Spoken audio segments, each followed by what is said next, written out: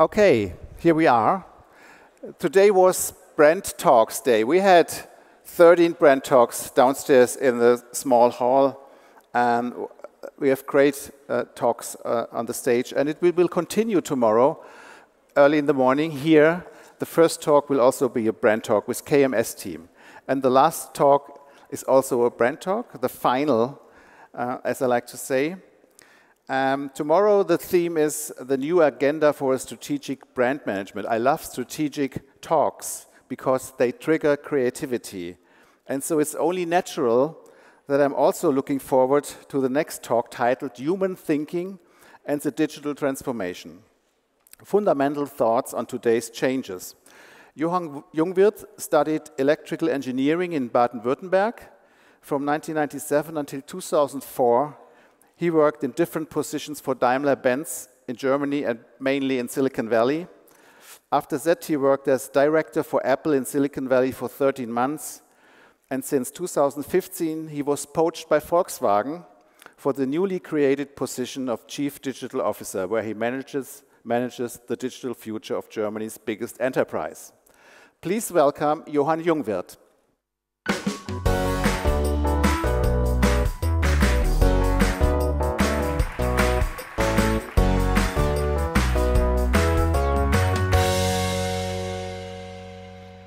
Good evening, everyone. It's been a long day, and I'm glad we spent some time together. So let's dive right in. I hope you are okay, with me also covering a little bit of technology, looking at exponential technologies and what we are facing, but then also actually focusing deeply about, experience, user experience, and kind of a new term, human experience, development, of design thinking into kind of human thinking. So let's dive right in.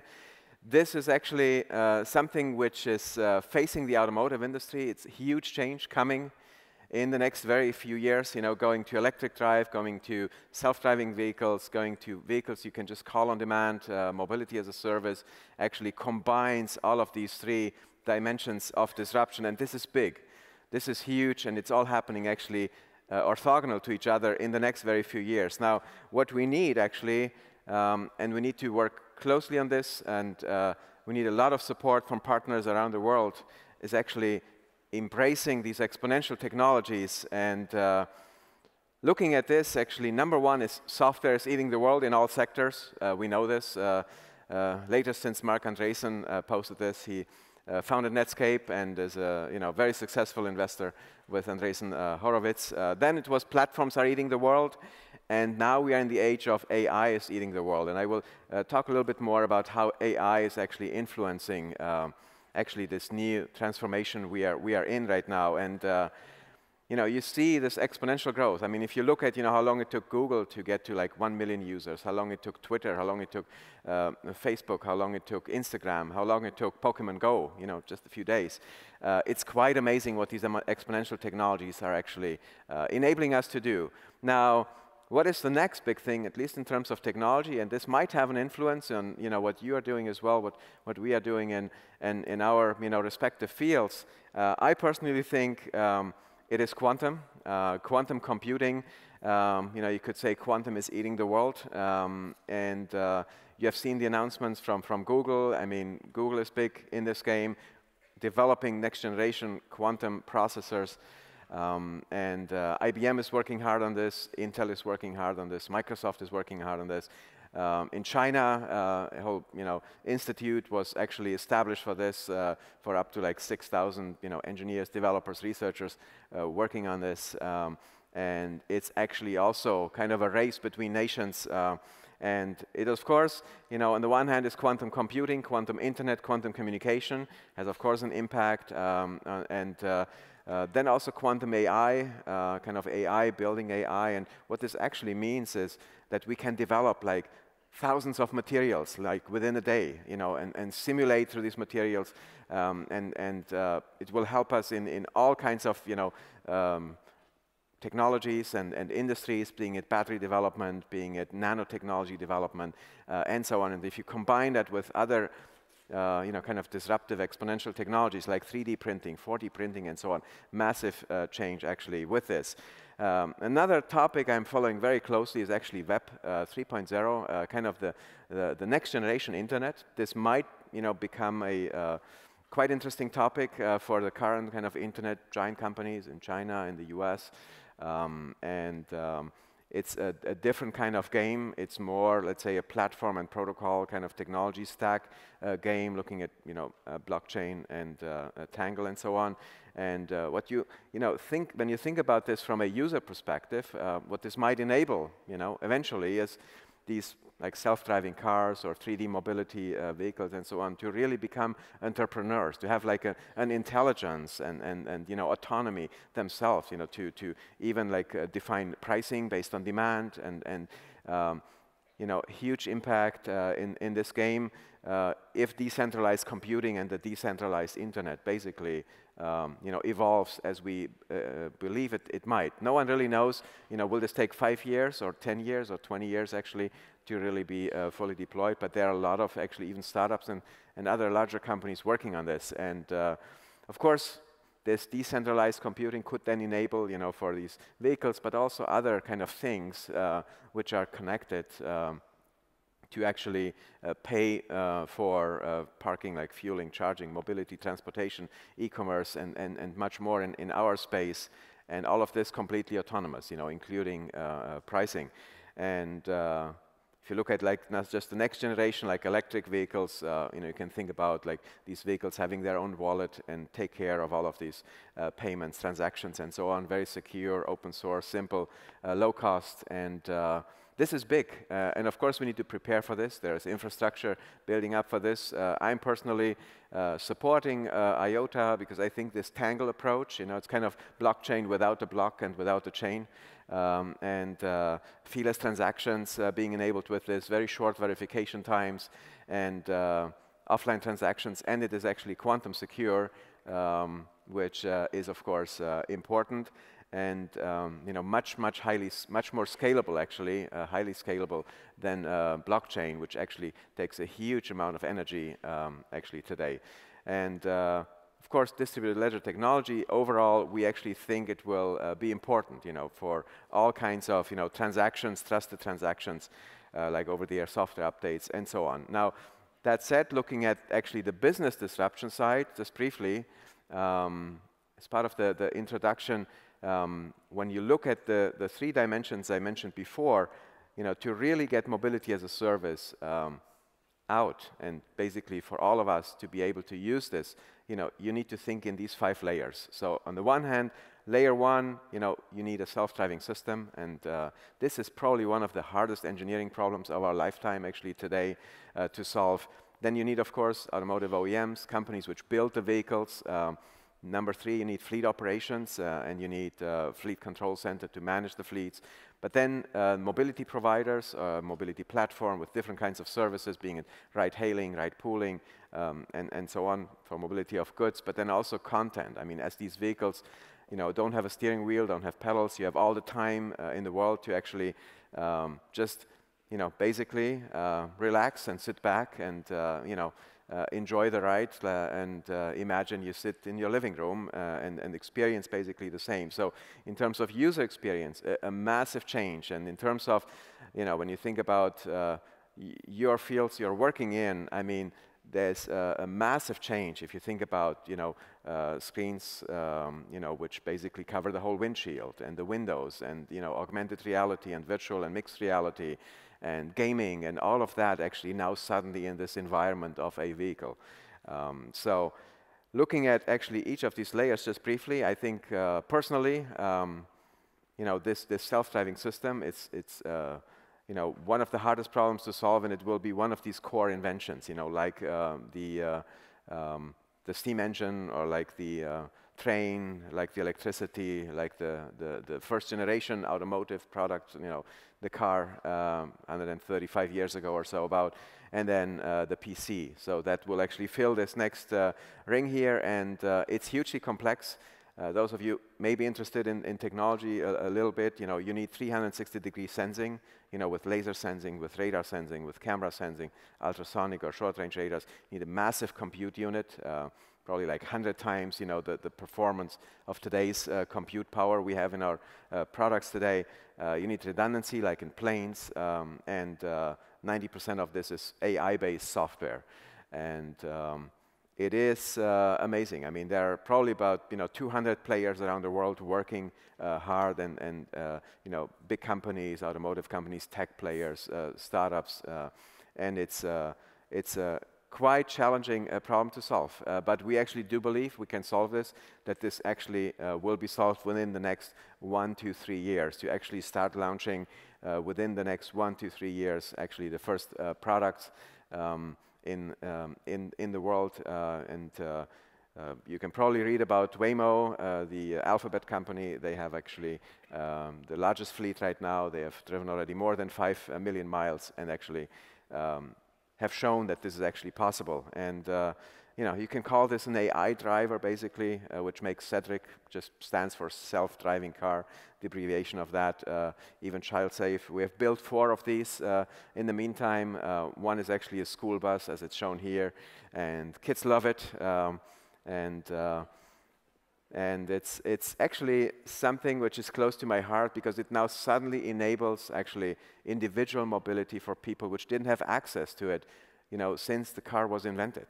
Like children, like elderly, like blinds, and so on. So this is actually quite a big societal, topic, and of course, we'll talk a little bit more about the safety. Then you need a very intelligent fleet control center, which actually manages this fleet, which you can see here. It's driving basically once the whole city is changing over to these self-driving vehicles. You actually don't need traffic lights. They manage that through communication, and Fleet Control Center will actually always make sure that the vehicles are placed, where demand is popping up, when the train arrives, or when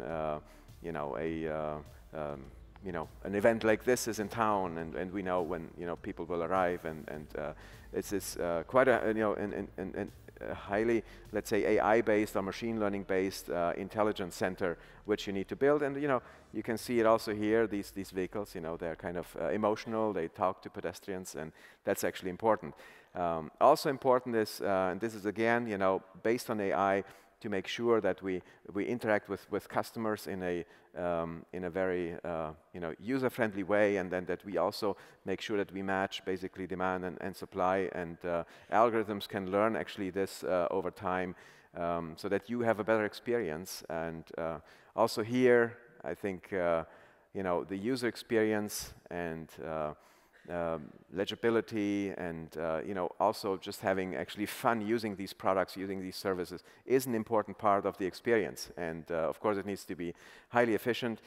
And you think about now the interior. You can imagine a large OLED screen like we built into this vehicle, with all kinds of content, highly personalized.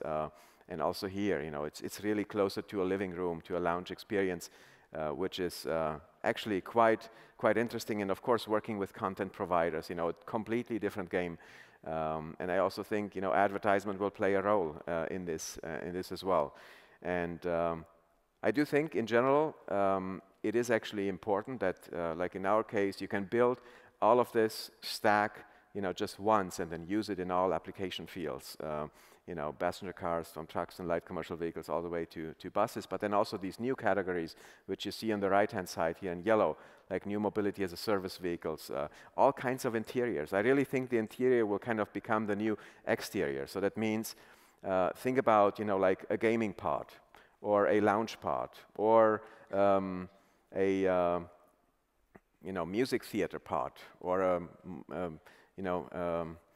musical hall pod, or anything you want it to be. And we really need to basically start from scratch, designing these interiors, thinking about should they be modular, but think about, the freedom you have, whenever you order your next part to bring you from A to B, you can basically order the one you need, or one, as a nightlife part, as we showed it in China with a golden, microphone for karaoke singing, and, a digital ceiling and a digital floor and so on. So all kinds of things. I think it's really something, which will, especially for the creatives in this room, it will be a quite interesting approach to just rethink this experience and this space completely. And even for ownership vehicles, like on the right-hand side, you see actually a Bentley interior on the lower right there with, even like a butler, as a hologram and so on. So whatever, people need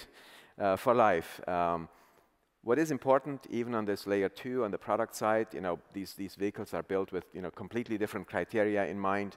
Very important is availability, high vehicle lifetime, and then the user experience, I truly believe, is key. And of course, low cost per passenger, kilometers or miles is important. Now, focusing on the user experience, and this is actually, for me, a very key topic, having worked at Apple for some time and having, also experienced Johnny Ive and his team, this focus on, really obsessing over the customer experience.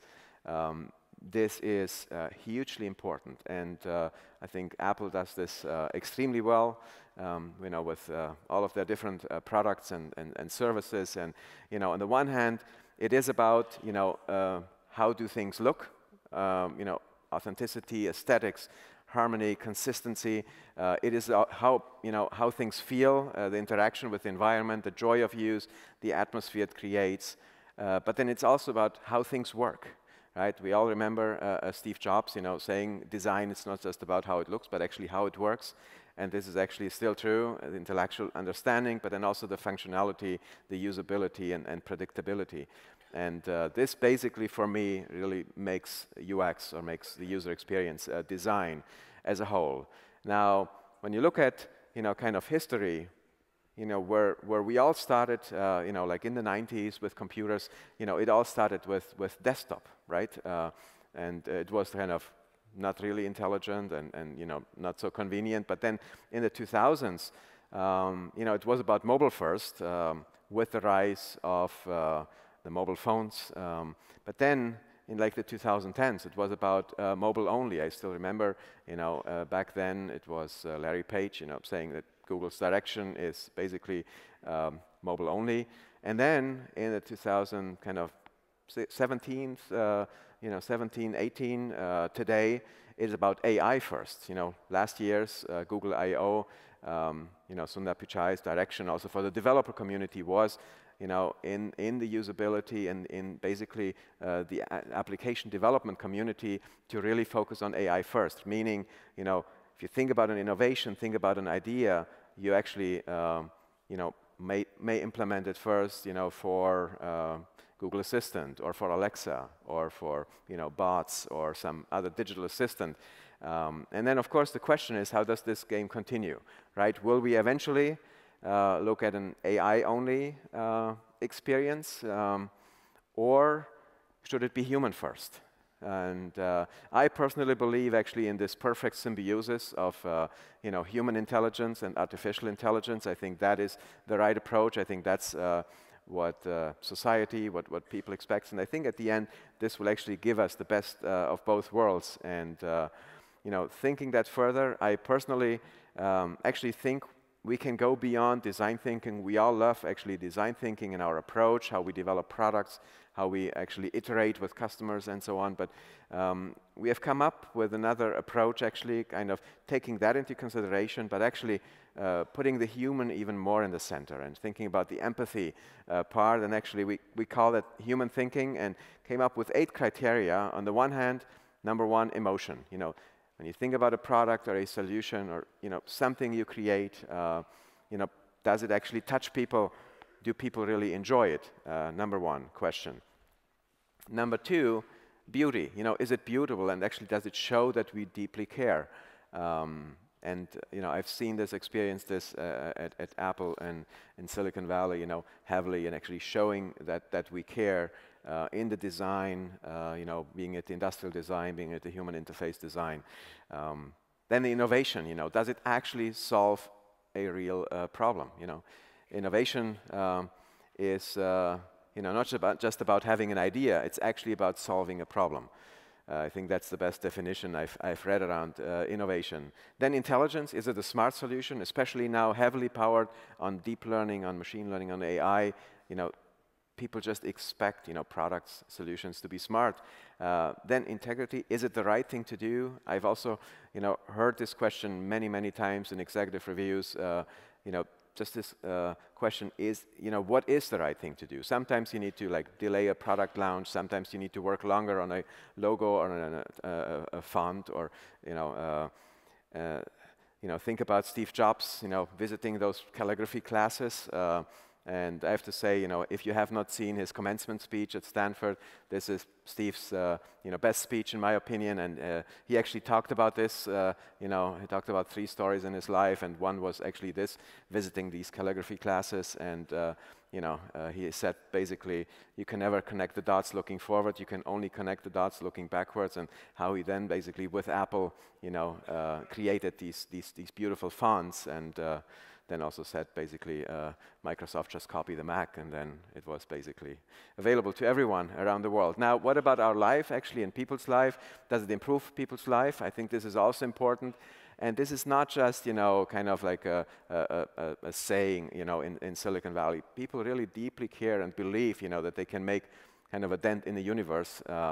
And then society. What about society? Does it actually move society forward as a whole? And last but not least, sustainability. Our environment, actually, does it preserve our planet? And I actually think these are 8 great criteria, we should all push for, achieving and answering these questions in a positive way with our products, with our solutions, with our services of the future, with anything we do. And if you think about actually the requirement, what needs to happen actually in order to achieve that, also on a technical level, actually more human-centered products and solutions actually, and they combine hardware, software, and services deeply in a very good way. So this is sometimes really hard, right, to do, so that actually the technology kind of disappears in the background, and what you experience, it just works. It just basically does what people expected, and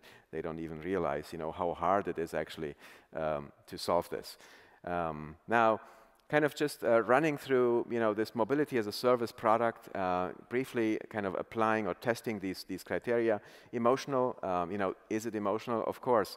I actually think this will be highly emotional, how these vehicles, communicate with pedestrians, with, bicycle drivers and so on. And they will even have a very special design. In addition, the beauty part, also looking at the inner beauty, with these succulent plants, for example, we integrated here to also clean the air and look beautiful.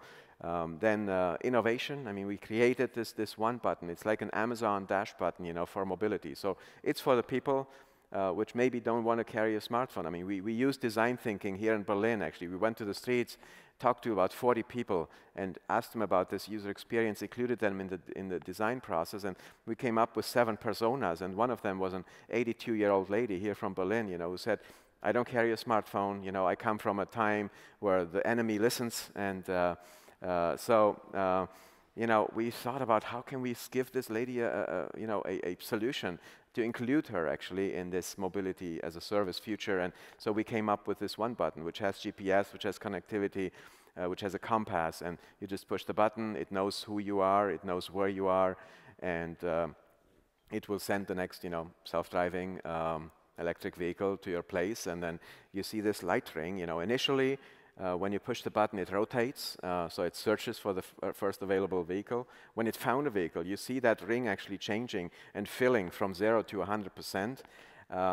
So as the vehicle drives towards you, and when it arrives, when it's at your door, it's at 100%, as it's shown here in blue. And then it's actually switching into a compass mode. You hold it flat in your hand, and it actually has only one LED kind of on, and it actually has this compass function, so that it actually shows you at which side of the building, the vehicle is waiting for you. And then as you get closer, actually, it has a proximity sensing so that you actually can find that. And even for the blinds, with vibration, to actually, basically bring blind people or people who can see well, with the light ring to these vehicles. So kind of a magical experience in this just, very simple button, which, you cannot do wrong, or you cannot actually make any mistake using it. It just has one button, and you push it, and it actually calls and hails the next vehicle. In terms of intelligence, I mean, the self-driving system, as I mentioned, it's hugely complex, and that's actually what is required actually to make this happen. And it is very smart as well. So I think this is quite obvious, powered by ML, powered by AI. Now, looking at, is it the right thing to do? I do think it is the right thing to do, especially from a safety perspective. If you think about, 90% of all accidents today are caused by us humans, 1.25 million traffic deaths, 5 million actually injured people around the world. And I think we have to do something about this, and now we can, because technology is now finally actually allowing us to fulfill this dream, because these vehicles actually, they don't drink and drive, they don't text and drive. You see the whole list. I mean, they don't run through red lights, they don't get agitated because of others in traffic. They don't have this limited view like we have with only 2 eyes. They have about 25 eyes around the vehicle, and they don't speed and so on. And so at least 81 or so 0.4% out of the 91% we can actually solve with the technology. And so I think it is the right thing to do. In terms of, does it improve people's life?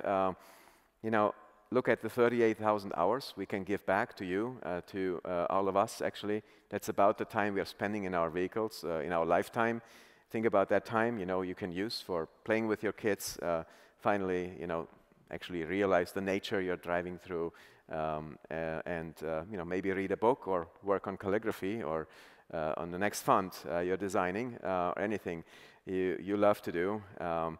In terms of the digital platform, this is also important. We need to look at, on the one hand, new partnerships across the board. And I just want to point out 2 things. On the one hand, this content store, think about like the education, working, shopping, entertainment, or even advertisement. I mean, why shouldn't a restaurant, pay for the drive to get to a restaurant?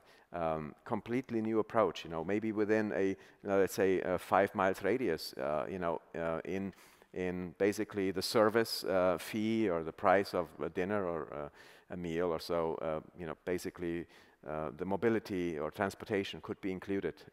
So it's actually kind of ubiquitously available, but then also this curation and orchestration AI layer to really offer users, offer people, offer everyone basically tailored experiences and services individually.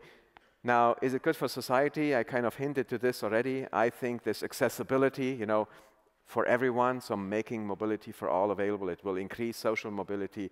This is actually a huge topic, and you can see that already, like in the US, especially, a lot of like associations already working on this and are lobbying for this, and are actually asking regulators to please make sure that self-driving vehicles, can be actually certified and homologated and brought to market. So this is actually quite, a life-changing topic, and I've actually need myself. One of my niece, she is actually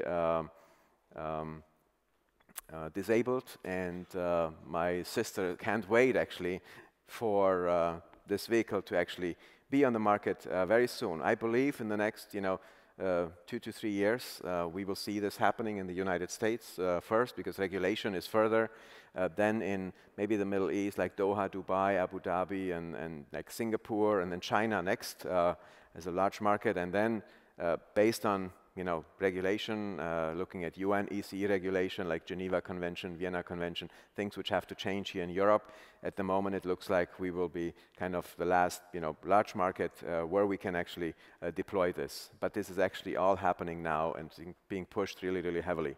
Now, looking at sustainability is the right thing to do for the cities, for our environment. This is a street here in Berlin, an actual photo one-way street. You see all these cars parked left and right. So in terms of actually the use of assets, it's not a very good use, right? 96% of the time, vehicles are actually just parked and throughout the day, and even like occupy 4 parking spaces.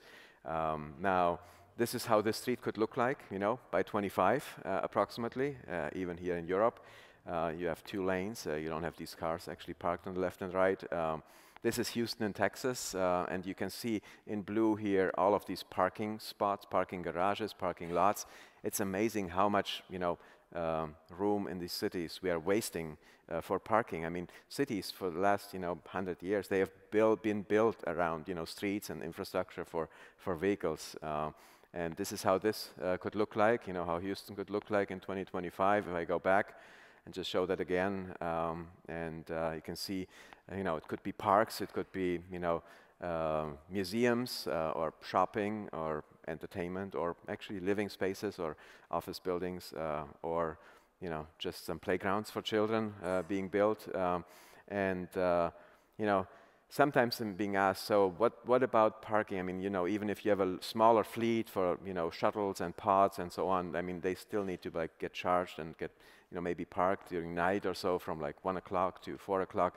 So I don't know if you know these towers in Autostadt, actually in Wolfsburg. I mean, I imagine that towers like these, in different heights could be built for these vehicles actually to have like on the first floor kind of like a service area, for like cleaning and maintenance and washing and so on, and then they could just be lifted up into the tower, to be parked or actually be charged. So this is how the tower looks like from the inside here on the right-hand side. Now, another topic actually, looking at electric vehicles and how that can improve the user experience, kind of the human experience, on the one hand on macro level, but then also on micro level, which is close to my heart since 2014. I'm a big fan of electric vehicles. Been driving a Tesla at that time when I worked at Apple, and now already my 3rd e-Golf here in Germany. Now, on the one hand, it's just this beautiful silent drive, and it's kind of like a silent magic carpet. I mean, it's a great experience, as a driver or passenger inside the vehicle, but it's even more awesome, if you're just on the sidewalk and, with your baby, which doesn't wake up as these electric vehicles drive by. So better, quality of life, noise-free, really revolution for cities. It will probably even increase, the property prices, next to the roads once, the fleet is kind of converted. Another big topic, of course, there are local emissions. This is obvious, clean, environmentally friendly, focusing again on the human first, the right thing to do. Now, looking at the driving pleasure, actually, massive torque and acceleration from the get-go. Of course, you have someone like Elon at Tesla also having some fun, asking to, do you really want to push the limits? No, I want my mommy. So whether you have to do that or not, but bringing in some fun in the user experience as well. But then also the convenience. I really think this is an important key topic. And I have to say, since 4 years, as I experienced this myself, you basically charge the vehicle where it's parked, right? At work, at home, at the airport, at a maybe train station, and maybe when you go shopping. This is about it. And I think people would never go back actually into a world with like gas stations where you have to get out of the way to actually charge or actually fuel your car. Now, looking at this human experience on micro level, just a few examples. Thinking about our PIN entry, back then, right? You remember we always had to like type in a PIN, and then Apple came up with this idea, why not using our fingers actually with Touch ID? Still remember the iPhone 5S, and then, that wasn't good enough. So, they thought about how can we actually use more surface on the one hand, for the display, but then also improve the user experience so that you actually don't have to train your fingers and so on, but actually using Face ID now with iPhone 10. So I think this whole like topic of, obsessing over the customer experience is really, really key to success, if you want to succeed and if you want to build the best products, people really love. And the same with services, of course. Now, just one example, I mean, if you look at, kind of battery electric vehicles versus internal combustion engines. Now, you look at the top, this is an example, of an battery electric vehicle, just looking at the number of steps until you actually start driving. Like you basically approach the vehicle, the door opens automatically, you sit inside, push the brake pedal, so that's the number one action. Actually push the brake pedal, then the door closes, and then you just put the lever in D and you start driving. So basically 2 actual actions. Now looking at the same experience, with a ICE, with an internal combustion engine vehicle, you first of all, if you have keyless entry, if you don't have that, you need to like push the unlock button. Then you need to like open the door manually, get inside, close the door manually. Then you need to like press the brake pedal, put the ignition key in or push the start button, release the parking brake, another action, and then need to shift into drive, and then actually you start driving. So it's like at least 6 steps, maybe 7 or 8 steps, depending on the vehicle to drive. These are small things, but I have to say, this is important, that we really deeply care about our, customers' experience. And as we get into, this new generation of vehicles, being at first electric, and then self-driving, and then, with mobility as a service, we should always, think about improving the customer experience, making it easier and easier and easier, and let people, just enjoy their life and focus on what they love to do. Now, with that, I just want to end with a few, kind of pictures, some visions for the future, showing this magical experience, especially in the mobility as a service era. And this is the small part in all kinds of variants. As I said, we built a Sedric nightlife, a Sedric school bus, Sedric 42, like this one, kind of a homage to actually Herbie 53, which was the cute Beetle, in the Disney movies, self-driving, the very first self-driving car in the world, at least in our visions in the movies. Then, it could be an urban commuter for just one person to get from A to B, then a long-distance lounge, with like highway driving and so on. We have actually built 2 of these concept vehicles and shown, for example, the ID Vision, just shown at Geneva Auto Show this year. Beautiful interior here, also without a steering wheel and pedals. This car will come to market initially with a steering wheel and pedals, like the exterior of like a Passat and an interior of a Phaeton, due to the new, battery electric platform, or this Audi Icon shown last year at Frankfurt IAA in September. And also here, very beautiful interior, beautiful user experience, heavily based on AI and digital assistance and so on. And you can imagine that this is a great car for a long-distance lounge, maybe even overnight. Arriving in the morning at your ski resort and going skiing or snowboarding.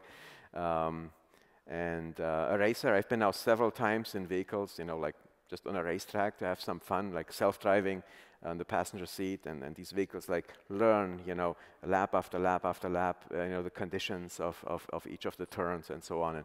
And, as people maybe not, are not able to drive anymore on the streets, they might go to these like driving experiences by Porsche or other racetracks to actually get some training and have some fun as well. Urban shuttles, to do ride pooling from A to B, and you need of course less vehicles with this, with our colleagues from Moya actually working hard on bringing this to market, and delivery van, mailbox station. Actually, this is also something where people ask, could we really do delivery of packages without a delivery person involved? We actually think we can. If you remember the DHL like packing stations here in Germany, the yellow big packing stations or mailbox stations, if you put them on wheels and let them drive actually through the cities, delivering the packages, as it arrives at your door, you get a message, you just go out, type in your code, get your packages out, maybe you have some returns and let it continue to your neighbor's home. So we actually think this is also possible. And this is how trucks could look like. If you don't have a human driver, you don't need a massive cabin. And then, of course, our colleagues from Scania and MAN are thinking about, different sizes. And the question is, do the trucks still have to have the same kind of length as today, or could they be smaller or shorter? And I want to end with this, looking at mobility as a service. What if users, get it picked up by a self-driving electric vehicle at the push of a button, at a price that is lower, than today's vehicle, even a used vehicle of a personal car, but actually with an even better experience, even higher convenience, and offer safe mobility for all people, also the blind, the elderly, the children, and let everyone gain more time, basically for the things they truly care about, and eventually we might even go into the air and add to the 2D self-driving mobility, kind of 3D self-driving mobility, maybe in a modular concept like this pop-up, where you take Sedric into 2 modules, like a capsula and a ground module, and another connector at the top, basically for an air module to connect. So that means you could get picked up by an air module and then decouple from the ground module and be flown for a certain, let's say, part of your journey. So that means in the same capsula from A to B, a portion of it on the streets, a portion of it maybe in a train on the tracks, and a portion of the ride in the air. Of course, I do think we should keep drones, we should keep 3D mobility out of the cities, because we make the cities quiet now with electric vehicles. We don't want to make them loud again with drones. So I think they should fly from like airport or drone port to drone port, and maybe on some high rises or so. So this is a glimpse into our future, what we are working on, what I think about at night, and I hope you have a great time here, and thank you again for the invite. Appreciate it. Thank you. Thank you, JJ. Thank you very much for this tour de force into the future of mobility. I only have one question. The innovation cycles of the traditional car industries are far longer than in the digital world. How do you deal with this at Volkswagen? Yeah, this is of course a challenge. I think the let's say easiest approach to this is we kind of need to decouple the development of hardware and software. So because software needs to actually also in automotive, also in our vehicles, needs to be like a continuous development. And then, continuously upgrade the software and add new features, add new functions, improve the user experience, solve, potential bugs or so over the air, or on your digital platform and so on. So I think that's actually a key. So, the hardware, of course, needs to be rock solid. When we launch a product, and it's on the market, for 7 to 10 or 15 years, it needs to work. But on the software side, and especially on the digital platform side, in the ecosystem, I mean, that's where we actually need to adjust and actually go to what the tech industry has already, shown us, what we are experiencing every day here. Okay. Thanks a lot. Thanks for being with us. I hope I see you again tomorrow morning here on this stage. Have a good evening. Thank you very much. Okay. Thank you. Appreciate it. Thank you. Good. Thank you.